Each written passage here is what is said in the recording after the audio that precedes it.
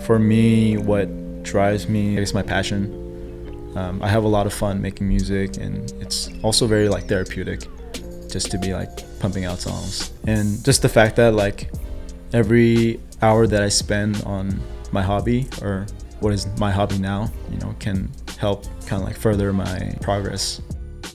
Welcome back to the Kurative Podcast. I'm your host, Kevin Sutardji, and my guest for this episode is Kevin Kim. Also known as Sheki, Kevin is an up-and-coming music producer and DJ based in the Bay Area. He has performed at various venues around the Bay, such as 1015 Folsom and F8, hosted by Smile High Club and Space 2950. In this episode, we talk about putting in the hours into what you love, how to get over creator's block, and how limitations and guidelines can be great when being creative. Enjoy the show. All right, Kevin, how's it going? Good, man.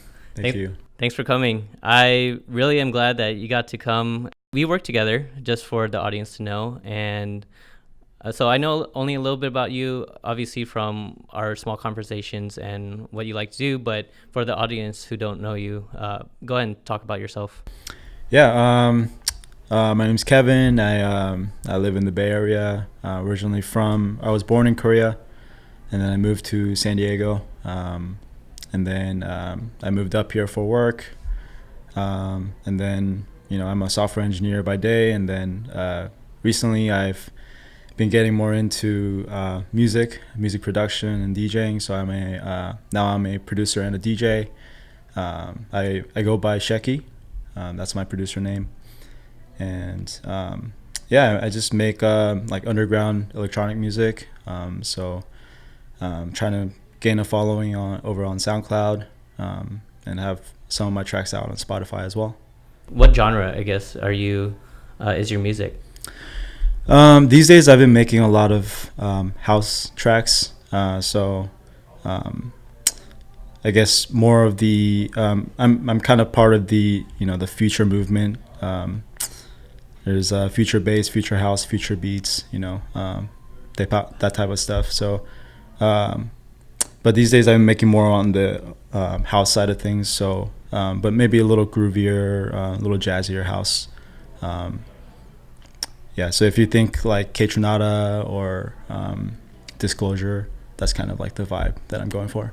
Okay, and when it comes to producing music, where do you get your inspiration? And in terms of like, how do you think of new melodies, beats, and all of that stuff? Do you just listen to music all day and kind of think about it yourself, or do you just mess around with the piano or something like that? I guess these days, I basically spend a lot of time thinking about music. So I'll be listening to music almost constantly, and I think a lot of my inspirations are drawn from the tracks that I listen to at the time. So I listen to a lot of SoundCloud, a lot of like mixes put on by different collectives. Listen to all genres of music, and that's kind of how I draw my inspiration for melodies.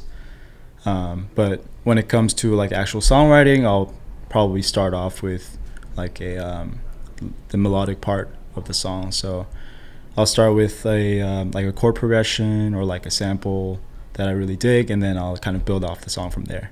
Okay, and I saw an Instagram story of you playing the piano, or at least the keyboard. Do you play piano? Yeah, so I grew up playing piano for basically since I was like 5. So played a lot of classical music growing up, and then got exposed to a little bit of jazz music as well. Oh, that's cool. Played a couple different instruments, and that's how I got a lot of my like musical experience growing up. Did your parents force you to play piano back when you were a kid? Yes. All the time, man. That's same for me. I started when I was in kindergarten, I think, and they forced me to play. I didn't really enjoy it because I was playing classical music, and I didn't really appreciate classical music until I was in high school. But I wish I kind of stuck with it, because I would have been able to play the things that I really wanted to play. And I think jazz is pretty difficult, but I love listening to jazz. I love playing jazz. And that's cool that you pretty much stuck to it. Did did you take lessons for a long time? Yeah, I did. I took lessons since I was little, right up until basically the end of high school, in classical piano. But I mean, much like you, I never loved playing classical music. I never loved just reading off of sheet music and just kind of like being a robot and just playing out these notes. So what I loved more about that process was whenever I was practicing piano, I would spend maybe like 30 minutes actually practicing the song that I was supposed to, and then the rest of the time like just fooling around on my piano and just kind of like coming up with different melodies or like different songs. And that freedom is kind of what drew me more into music, I guess, like just being able to create and just kind of like write down these melodies in my head and just like play them out. And that's what I loved about music. Were you in a band with friends or even school band during high school, like jazz band or anything like that? Yeah, I was actually in jazz band in high school. I played the drums. I played drums too. You played drums too? I did play drums too. Yeah. Okay. Were you in a jazz band playing drums? I was just for my school. I played just for a little bit, and then it was so early in the morning. The class was early in the morning, mm-hmm. period 0 basically, and I couldn't wake up. I'm not a morning person, so I couldn't wake up. So same here, man. Unfortunately, I dropped out, but I missed it. I love jazz, but I mainly played percussion for the concert band. Awesome. And that was so fun. I played all 4 years. Mm-hmm. I picked it up literally from Drumline. Oh yeah. So, okay, the movie, right? Yeah, the movie. Yeah. So I went from piano from kindergarten to eighth grade, mm-hmm. and then right when I went to high school, I switched to percussion, mm-hmm. and I started doing that because I love Drumline. And I wanted to do something like that. That's awesome, man. I mean, that's actually a very similar story to how I got started too. Yeah, I like watched. For me, it was School of Rock.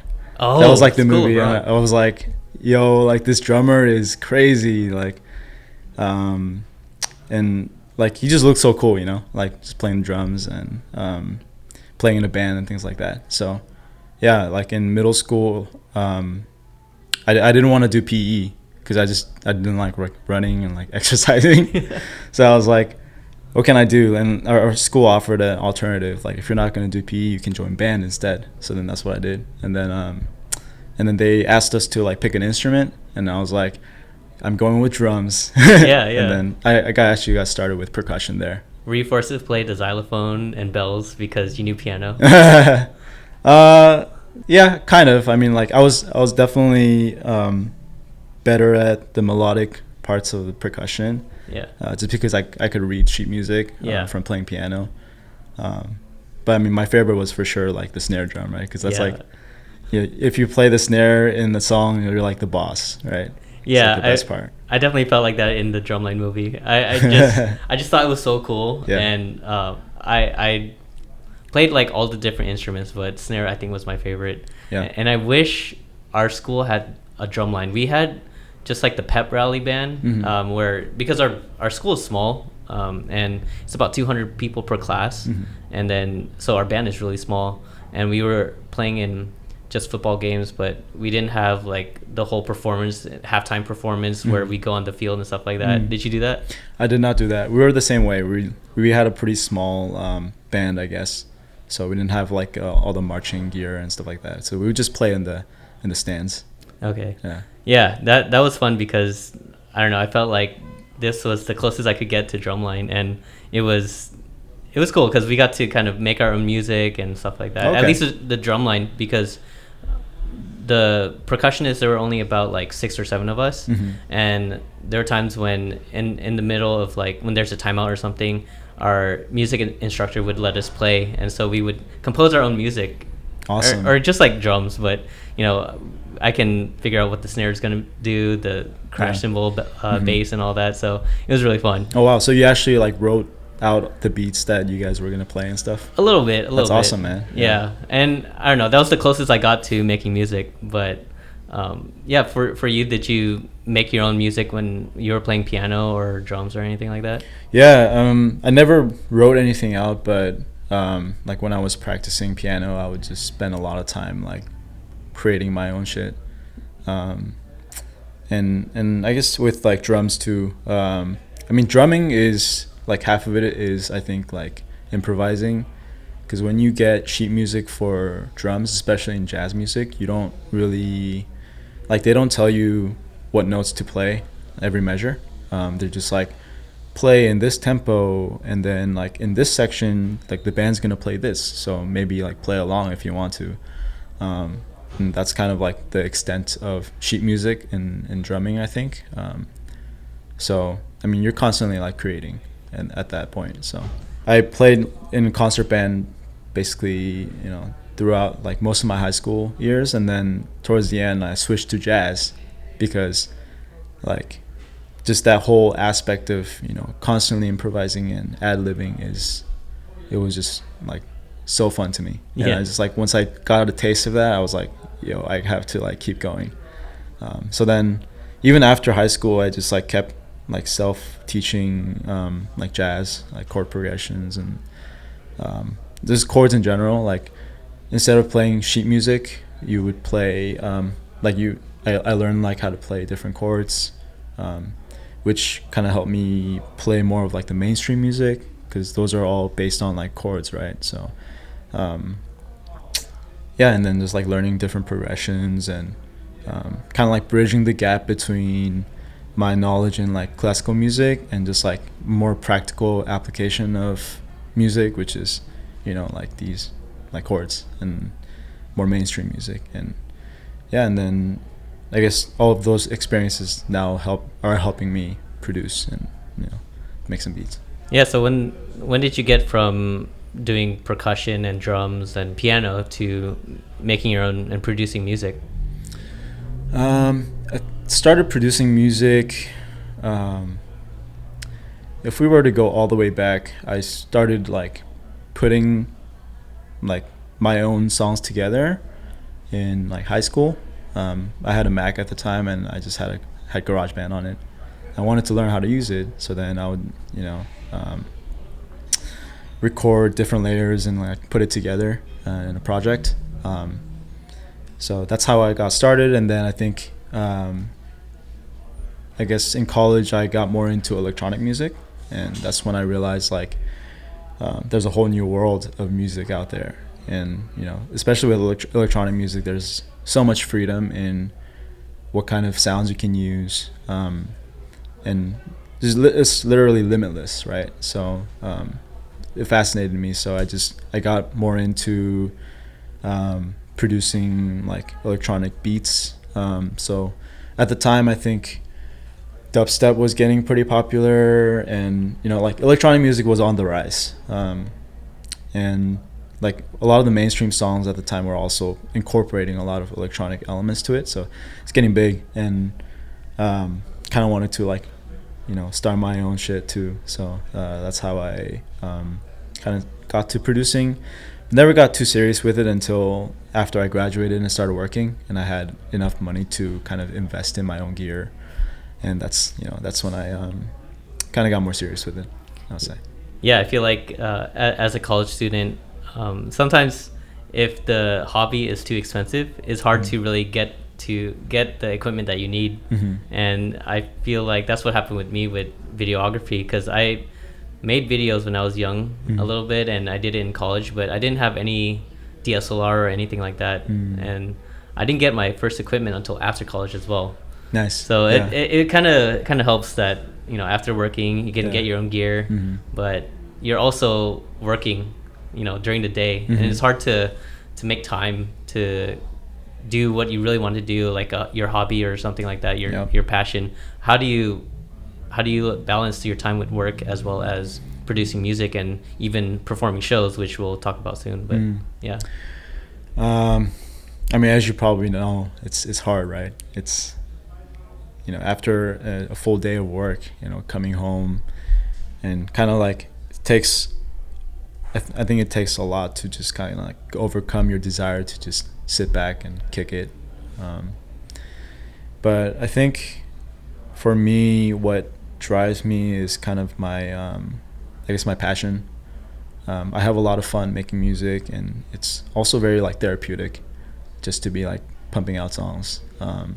And just the fact that like every hour that I spend on my hobby, or what is my hobby now, you know, can help kind of like further my progress, right? To a point where, you know, one day I can maybe make a living out of music, and just kind of make that my, you know, main thing. And I think that's the goal here for me, for sure. And yeah, I'm just putting in the time and the work to, I guess, try to make that happen. When it comes to balancing, are you good with thinking about work during work hours and then thinking about your hobby during the off time? I wouldn't say I'm the best at it, but it definitely helps to kind of take a break from both, right? When you're working on work, you know, it gives you time away from music, which is definitely necessary when you want to, like when you don't want to burn out, I guess, and like vice versa, right? So I think it's, you know, it might be distracting sometimes, but at the end of the day, I think it's good for both music and work to have their own little separate space, I guess.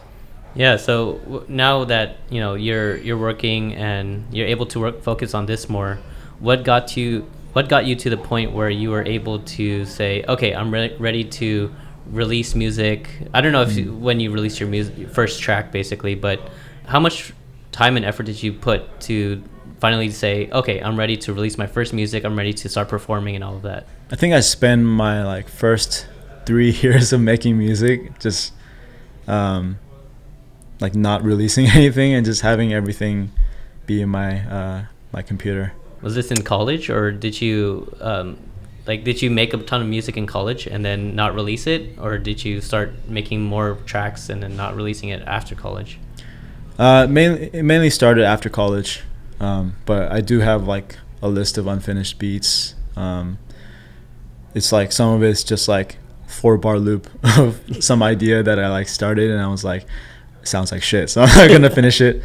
And I think it took me a few years of time to kind of get more confident in my sound and my producing abilities, but also learn enough, I guess, to like be able to finish a song. Like I think finishing a song, I think a lot of people who make music would also agree, finishing a song is like the biggest hurdle for anyone who's like starting out making music, because it's like it might be super fun to, and like, you know, quick to like come up with a loop and, you know, like a simple idea for a song, but to kind of build that out into a full song and be comfortable enough with it to release it is like an entirely different process.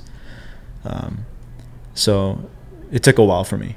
How'd you overcome that hump basically to finally finish a song? I just watched a lot of like tutorials, and then one day I just said like, fuck it, like I'll just like try to like finish this, you know, no matter how like shitty it might sound at the end of the day, I'm just gonna, you know, work on it until I'm done with it. And then that's what I did. And then after that first song, like the second song was like so much easier to finish. I don't know if you have the same like kind of difficulty with videography, but at least in like music production, like that was like a huge milestone for me, just to release that first song. Yeah, I think that's exactly the same thing for me for video. When I was making my first few videos, it was just travel videos, but I never released it because I was very self-conscious about, it's not, you know, it's not good, it's not that interesting, shaky. I had a problem, I still have a problem with filming handheld, and then my footage is super shaky, and I didn't know how to really deal with that. And then but I realized that exact same thing with you. I was like, fuck it, I'm just gonna release it, who cares if it's bad, I'm just gonna improve. And what I tried to do was, each and every video that I make, I'm gonna improve one thing at a time, and it's like incremental. So I don't know about you and how you try to progress, but when it came to video for me, it was, okay, I'll learn how to do a certain movement with the camera, I'll learn something new for post production or something like that, and that really helped me improve kind of slowly, especially because making a video, and I'm sure same for you, making a track is taking a while to really think about it, and sometimes it's really fast, right? So it really hit home for me when you said that, you know, it's all that self-confidence after you release the first track, and then it just gets easier and easier. So yeah, it's very eerie how similar like it is, you know, between your experience and my experience. But yeah, I'm exactly the same way, I was exactly the same way, where each track that I produced and released after that first track, I would kind of try a different thing, or like try a different genre, different approach.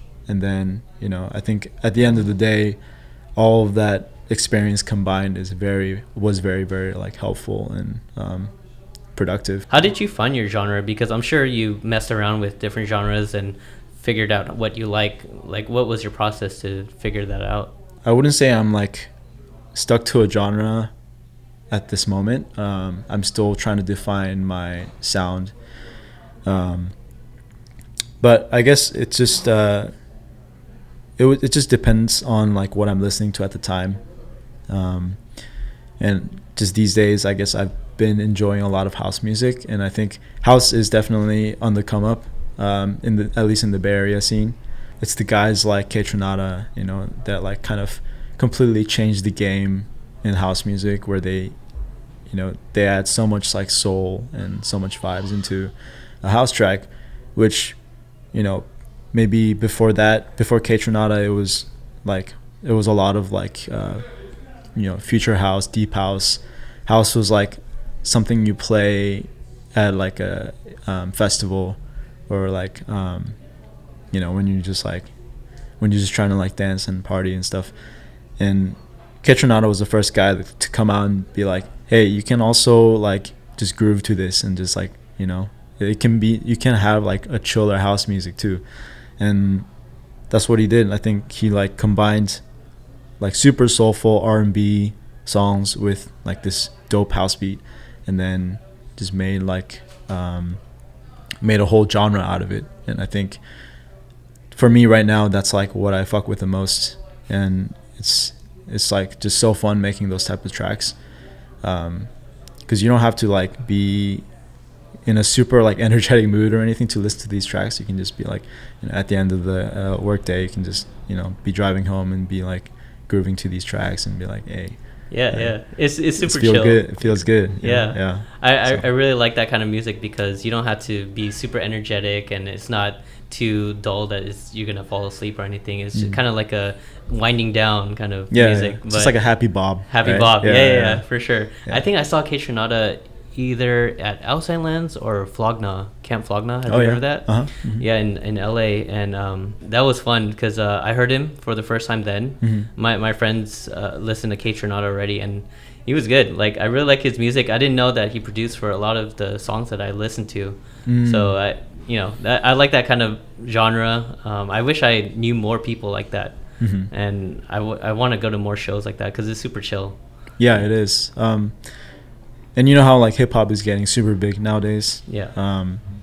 And I think like guys like Kurative are kind of experimenting on top of, you know, the hip hop that's out there, and they're kind of like mixing that with stuff that they like, and kind of creating a new genre out of that. So, and that's happening all over the place right now, I think, in SoundCloud, and just in like the underground scene, where Kurative's, I think, just starting out a movement of a bunch of producers like just making like all types of like R&B remixes, just like throw an R&B acapella and then throw a beat of their choice, and then that's like really catching fire right now, I think. So yeah, I feel like that's how I got into SoundCloud, because I started hearing remixes. I started hearing like a lot of future bass, and those kind of artists really got me into a lot of the up and comers of SoundCloud, basically. And Wave Racer was like one of the people. I know we talked about it earlier, but Wave Racer was one of the first few people I heard of, and we were talking about how he wasn't here for a long time. He wasn't playing any shows or making new music, and finally he's coming back out to maybe perform or maybe make some more music or something like that. Yeah. And I feel like those kind of artists were what I was listening to, like Louis the Child, Manila Killa, and those people started from SoundCloud, and they created a genre in SoundCloud. Yeah. So I feel like SoundCloud was one of the greatest platforms for people to release music, try things out, experiment basically, and K Tronado was one of the first few people to make an experimental style and genre and release it. So I really like that, and I feel like SoundCloud has brought a whole community, right? So I mean, you use SoundCloud, and a lot of your friend producers use SoundCloud too, right? Yeah. It's basically, I think it's the go-to platform for a lot of the more underground producers these days, just because it gives you the freedom to upload, as many times as you want, and just kind of reach out to, like, I think there's a lot of people active on SoundCloud, and it's a great platform to kind of spread your music, and also just like hit up other producers and like support each other within the community. So do you meet a lot of producers or contact a lot of producers through SoundCloud and then meet up for shows or anything like that? So we use SoundCloud Messenger to kind of discuss music, but also to discuss like collaborating. But we also use other platforms as well, because these days, like all the artists and producers are on pretty much all platforms, on like on all social media platforms, because like if you're not, you kind of have to use social media to promote your shit, and also just to build connections with other producers as well. Do you meet with them in person, or do you kind of exchange ideas and then maybe give a beat and then send it to them, email it or whatever, and then they add something on it like chords? What's your process basically with collaborating? Both, I guess. Sometimes when I sometimes I'll just send out like an unfinished beat to someone, and then we'll just kind of that will be our starting point, and then we'll like build a song from that. And there's a really, really good like platform to do that, especially if you're on Ableton. There's a service called Splice, and it's basically, if you're in software engineering, like it's the same thing as GitHub, but for Ableton. So you kind of like you have this like source control, and you can just upload like your version of the song into the cloud, and then they can download that version and then like add to it, and just keep going like that. And that's how I've worked on all my collaborations. Or I'll just meet someone in person, and then we'll talk about music, and then we'll just get started in making a beat, and then we'll upload that onto Splice, and then we'll finish it later on at a later time. That's pretty cool. And I feel like a lot of times you guys create a community and you meet other producers from each other, right? Like kind of acquaintances and friends. And I know you're pretty close with the Smile High Club. How did you guys meet? How did you meet them basically, and the community? And then how did you guys start working together? So Smile High Club, man. So David, he's the guy behind the whole thing. I mean, he's the man. So Smile High Club is all about like bringing out the more underexposed producers and DJs, giving them a platform to be heard. And luckily, like, he found one of my tracks, I think from SoundCloud, and then he featured it on his radio show. And after that, he was hosting this like monthly show where he would just bring out a bunch of like underground artists and producers and throw a show. And and then he like invited me out to DJ in one of these, and then I got to meet him in person, and then we just built a relationship off of there. And since then, like, we've been supporting each other, and shout out to Smile High. So your first show was with Smile High then? Yeah. That's cool. And how'd you get shows after that? Did you continuously work with Smile High, or did you work with other people? Did you contact other producers? So after the first show, I worked a couple more times with Smile High to support them in some other shows. And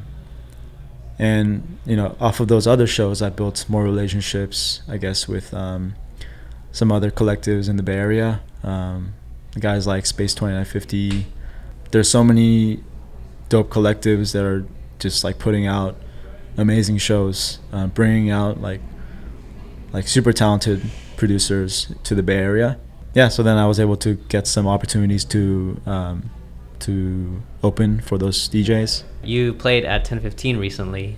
Yeah. And how was that? Because in my opinion, I feel like, and I think you wrote this on a post or something, playing at 1015 is a big deal. Yeah, it was awesome. It was unforgettable experience. Yeah, 1015 is definitely like the venue, I think, when you think about the Bay Area. And they always bring out like the dopest artists, and just like getting an opportunity to play there is just an amazing honor. And all my friends came out to support me, which is amazing. Like, I'm so thankful for them for just supporting me through this journey. How's performing? Because I've performed for band, but percussion is always in the back. I've performed piano like in front of a crowd and stuff, and I always get nervous. How's the experience for performing in front of a crowd and stuff like that? Oh, just in general? Or? Yeah, in general. I still always get nervous before the show. Like, I get very jittery. But once I'm up there and I start playing music, I think it's, I get pretty comfortable, like, rather quickly with some help from like Liquid Courage. And always. Yeah. And it just, try to have fun, I guess. And if I make any mistakes, just like get over it and then just keep going. Yeah. And so far, like, it's been fun. It's been great. Yeah, no like crazy mess ups or anything like that. Yeah. And you got a pretty good support group. So I've been to a couple of your shows, and your friends that come to support you, they're fun. They're just shouting your name, and like they're dancing and they're screaming, and it's so fun. Yeah, they always never fail to bring out the energy, which I super appreciate, because I feel like without my homies, it would just be like it would just be me and like an empty crowd, right? So no, dude, I mean, it's good to have like a group of friends that come and support you, right? And a lot of times the people that are your real fans are initially the first group, and they'll spread the word, right? And and I feel like that's something where same with the Smile High community or stuff like that. You guys are in a tight-knit group. You guys like each other's content and all of that, and then you're promoting each other. And I think that's that's not a bad thing at all. It goes with my videos. I think as of right now, I don't have like 10K followers or anything like that, but for the people that watch my videos and stuff, I really appreciate it. Yeah. So I mean, I wouldn't discredit all your friends. Yeah, man. No, like, discrediting them at all. I mean, like, they're amazing friends, and like, I'm like super grateful that they've been coming out to pretty much all of my shows since I got started. That's cool. And man, like, so thankful to like have that support system. Yeah. Are they college friends, or a lot of them are college friends. That's like another part of the reason why like I enjoy doing this so much, and I was able to have like a more like successful gigs, just because I got the confidence, I got the energy from them. Like, I was able to feed off of their positivity, what they brought to each and every show, and like just seeing them like enjoying my music and dancing to whatever I'm playing, it's an amazing feeling. And just very grateful to have them by my side. Do you enjoy performing more, or do you enjoy producing more, or I guess both? It's an enjoyable experience to be out on the stage and be like playing music, the music that you fuck with, but also music that you've created, and you're hearing like all this coming out of like, you know, club speakers. Yeah. And that's an amazing feeling.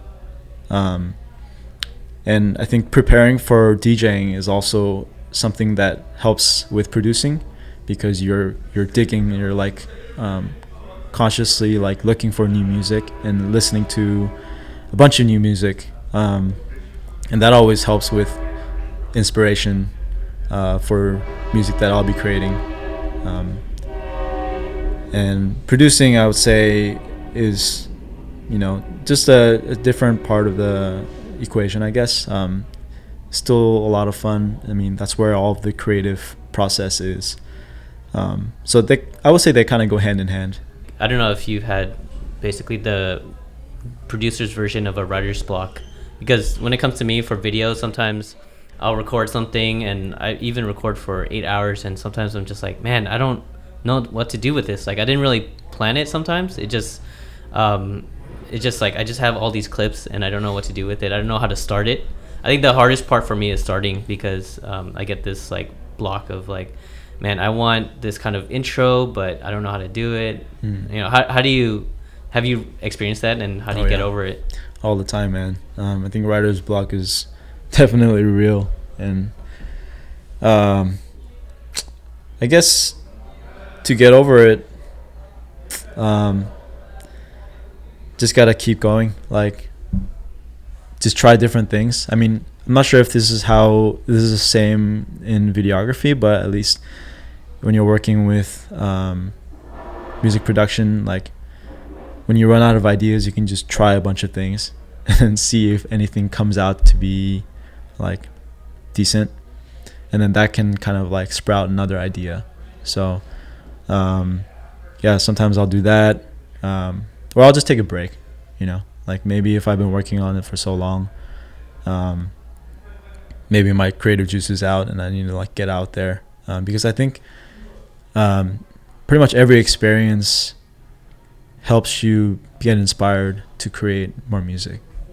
It's not purely like, oh, I need to be listening to music to create music. I don't think it's like that. I think, you know, you want to have a lot of like, I mean, you bring a lot of that creative energy from your life experiences as well. So just going out there and like gaining new experiences, maybe going on a trip or something, it always helps. So yeah.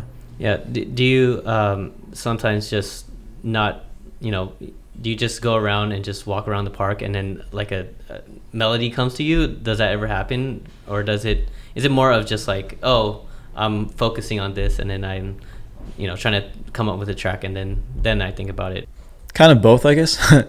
It definitely comes when I'm like thinking about it, but kind of like you said, you have to like step away and you have to be like doing something else, I think, to sometimes get a better like a more creative idea.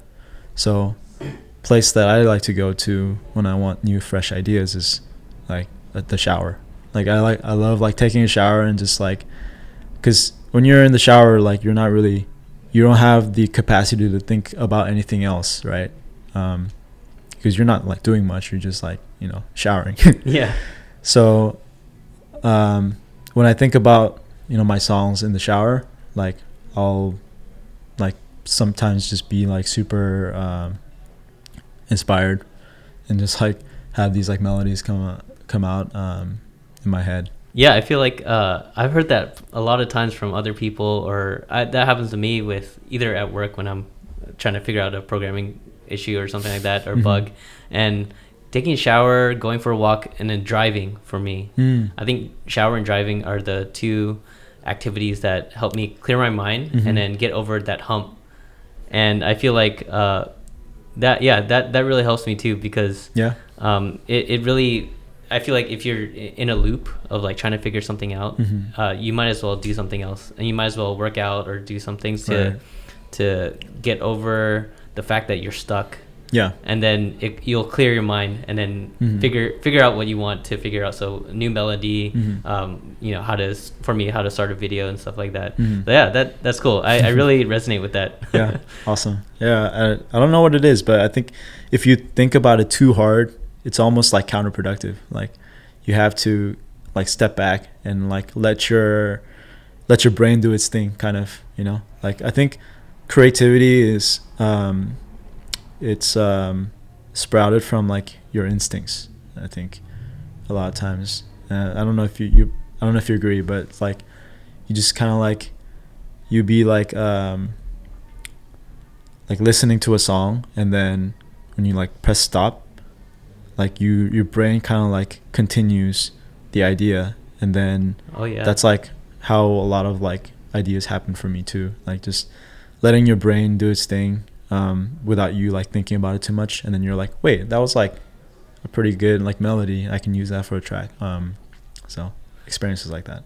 Yeah, I think that's right, because when I watch a video and maybe I'll pause it, or even if it like it buffers or anything like that, I have an imagination of what could happen, and I think about like new ways. And I do think that a lot of our quote unquote creativity comes from inspiration and piecing together a lot of things that we've seen or heard in the past, right? Right. So even a lot of I'll admit, a lot of the videos that I've made, they're inspired, like the way I film it or the way I like edit it. It's inspired by how other people have done it. How like I watch a lot of YouTubers, I watch a lot of videographers, and even how I set up an interview for one of my videos. It's inspired by documentaries like Chef's Table or something like that. So I feel like our mind like connects all these dots and creates something out of that. So right, and that's like so beautiful, right? Like, you know, ideas are kind of like creating more ideas. You can like, you know, you can be inspired by an idea, but you don't necessarily have to like think that like you're, you know, like taking this guy's idea, right? You can like make it your own, and then you can like form an entirely new identity from it, or genre, or a video idea or something, right? So yeah, I think that's also another way to learn, because if you're trying to come up with something on your own without any inspiration or without like watching other artists' work and stuff like that, you're never gonna improve. You're never gonna come up with ideas, because at least for me, it's like, for example, if I'm seeing someone film a certain way, I'll think, okay, I'll do that, but maybe add my own twist or do it differently, because I didn't exactly like how they filmed it. Or when they edit like an intro, like, oh, okay, I would have done something else, but I get what they're doing, and then I change it to my own. Yeah. And that's how you add your own feel, right? That's how you add your own identity, like you were saying. Yeah. I feel like for my videos, I try to go for like a cinematic shots and all of that stuff, and obviously I'm getting inspiration from other videos, but I feel like I do have a sort of feel to most of my videos, at least for my documentaries. The series that I do is called Project Identity, which turned into Local Docs. It's like for to promote small artists, like local artists, small businesses and stuff like that. And I definitely have this like feel of the video, so you know that it's mine. Yeah. Even though I borrowed some ideas from other people. Yeah. I think I definitely know what you mean. Like watching your videos, I definitely get like a very consistent, like it makes me feel a certain way for sure. And I think you definitely like done a good job adding your flavor into these videos. And like to me, knowing nothing about videography, like I have no idea where you drew these ideas from, but certainly there's this consistency to it, and you know, that's awesome. Yeah, I'm still trying to figure out what I want to do. I think like with my Instagram stories, I'm trying to just experiment. So anytime I do something, I'm trying out new transitions or trying out like new ways of filming, and especially like the shows that, you know, I filmed for your events. I learned a lot from all of those, and even though they're just Instagram stories, I feel like I learned so much just recording maybe like a 1 hour set from you, and then trying to make a video out of it for Instagram. Man, yeah, I started to like those a lot, and that keeps the juices flowing, because for the other videos that I make, it takes weeks or months, right, to really do something. And if I have that feel, I can't go past the boundaries of what I'm trying to make a video of. Yeah. But with the Instagram stories, I can experiment and try something new. Right. Yeah. Yeah, kind of giving you, I think like limitation is great when it comes to a creative process. Like if you have, an endless, like boundless capabilities, then like it's almost like impossible to figure out what you want to do.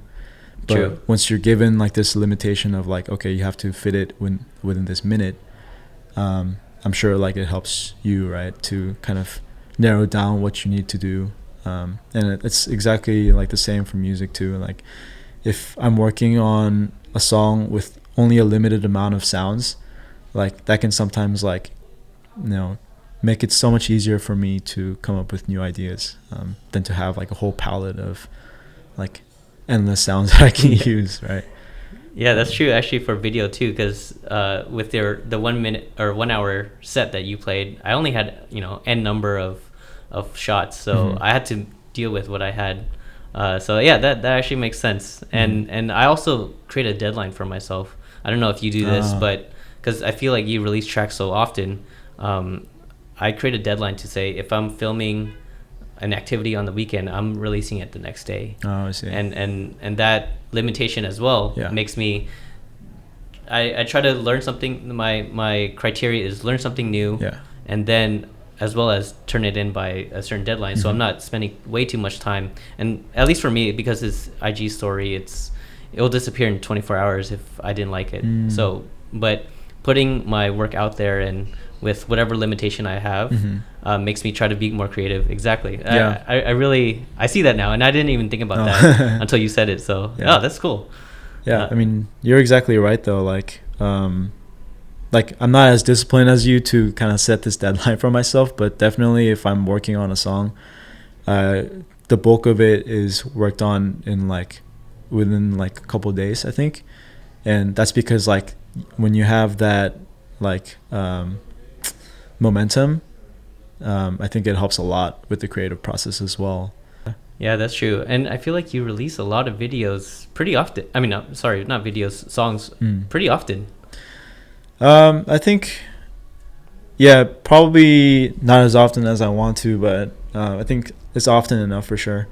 I think there is a certain pressure for more underground artists to kind of be more consistent with your releases. Otherwise, it's hard enough these days for like a big time artist to stay relevant. Like an artist might be relevant for like a couple months, and then like another artist will come by and then like kind of overshadow that artist. So I think in music you kind of have to have this consistency. Like Drake is a great example because he's like always pumping out so much content, and like look where he's now, right? Like he has so many like hits, and like everybody knows who he is because of that. I think that has a lot to do with it. And I think for an underground artist, it's almost even more important to continuously like pumping out stuff, not only to stay relevant, but also to like work on your game, right? You want to put in your 10,000 hours. So I'm trying to push out as much content as I can, but obviously it's hard balancing your full-time job and music and I'm sure all about that. So so you're motivated. I mean, you're hustling basically. Trying to. Well, at least you're putting the effort, and obviously since you're not doing this full time, you're putting a lot of work. At least I'm noticing that you're putting a lot of work into it. You're doing a lot of shows. I feel like you're always working. So I think you're hustling pretty hard. Thanks, man. We'll just see how it goes, and till I see the fruits of my labor, I want to keep going, keep pushing as hard as I can, see where I can take this thing, and yeah. So what is next for you then? First thing is for me to be as good of a producer as I can be, right? So with that, it'll take a lot more hours for me to, I think, get to a point where I can deem myself as a skilled producer, I think. So that's one thing. Another thing is, I think having tracks out there that people know and love. Hopefully at the end of the day, like if I can make this thing into like a full-time gig, then that's dream come true. Yeah, well, I'm really excited for the tracks that you're gonna make, because I mean, obviously I love your music. For the That's audience nice. that don't know, I used a theme song for this podcast with the song that you made me. Oh yeah. So Awesome. yeah, I really love that track. Thank you for doing it, by the way. Oh, anytime, man. Thanks for being a great friend, and just supporting, coming out to all my shows too. And I mean, I'm not sure, like I'm sure a lot of people who follow me have seen your clips and your like montages of the shows that I played, and they all turned out super dope. So Dude. I'm very grateful for you for doing that. Appreciate it. Yeah. I'll continue to use your songs for my videos, because I love supporting my music like producer friends, because I could use the music for my videos and try to be creative with the beats and the melodies, and so keep them coming. I'll probably use a lot of more of your tracks and stuff like that. Yeah, and it's awesome to like get to know someone who's also trying to like maybe in a different field, but doing the same thing, and like spending their creative energy and their talents towards their passion. And yeah, it's just very inspiring to to get to know someone like you. And yeah, let's just keep pushing, I guess. For sure, man. Yeah, cool. So that's it for all my questions. If people want to reach you or to listen to your music, where should they go? You can find me on SoundCloud or Spotify, Sheki, Sheki. I think on SoundCloud it's sh_EKI. And then you can find me on IG as well, sh.eki. Yeah, and then I'll just stay tuned for more content. I have some dope collaborations that are waiting to be released. Still working on them, but they're gonna be fire. And I have a couple shows that are upcoming, which I'll probably be announcing on my IG soon. So yeah, just stay tuned for more Sheki. Exciting, man. Yeah. All right. Cool. And that's it. Cool. All right. All right. Thank you. Yeah, dude. That was fun.